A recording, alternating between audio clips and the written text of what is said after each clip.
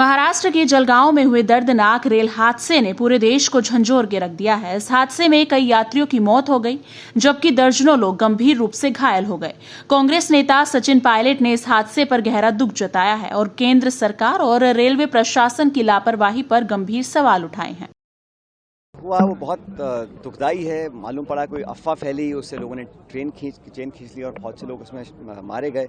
तो ट्रेन हादसे लगातार देश में बढ़ रहे हैं और सरकार हमेशा दावे करती है, कभी बुलेट ट्रेन के, कभी आधुनिकीकरण के, इलेक्ट्रिफिकेशन के। रोज प्रधानमंत्री रेल मंत्री बटन दबा के रेलों को छोड़े, लेकिन जो रेल नेटवर्क आज है वो उसमें पर्याप्त निवेश नहीं कर रहे हैं कि उसकी मरम्मत की जाए, सेफ्टी नॉर्म्स को फॉलो किया जाए। इतने लोगों की, निर्दोष लोगों की जान जा रही है। महाराष्ट्र के जलगांव में एक यात्री ट्रेन पटरी से उतर गई। शुरुआती रिपोर्ट्स के मुताबिक ट्रेन के कई डिब्बे पटरी से उतर गए, जिससे बड़ा हादसा हुआ।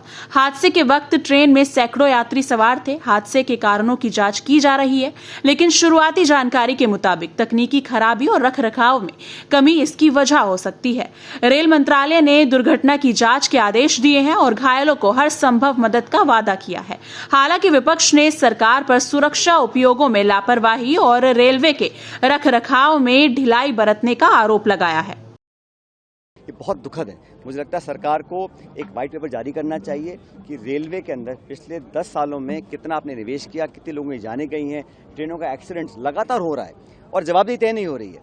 होता है, शोक पकड़ कर देते हैं और फिर काम आगे निकल जाता है। किसी की जवाबदेही तय करें और कोई रिस्पॉन्सिबिलिटी फिक्स करें, ये सरकार का काम है।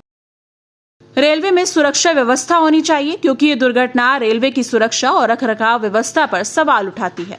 यात्रियों को जिम्मेदार होना चाहिए, क्योंकि सरकार की प्राथमिकता यात्रियों की सुरक्षा होनी चाहिए। लेकिन दुर्घटनाओं की संख्या चिंताजनक है। अब इस मुद्दे पर राजनीतिक बहस शुरू हो गई है।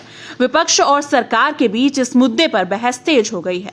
जलगांव रेल हादसे ने एक बार फिर रेलवे की सुरक्षा और प्रशासनिक व्यवस्था पर सवाल खड़े कर दिए हैं। सचिन पायलट का बयान इस हादसे से पीड़ित परिवार की आवाज बन गया है।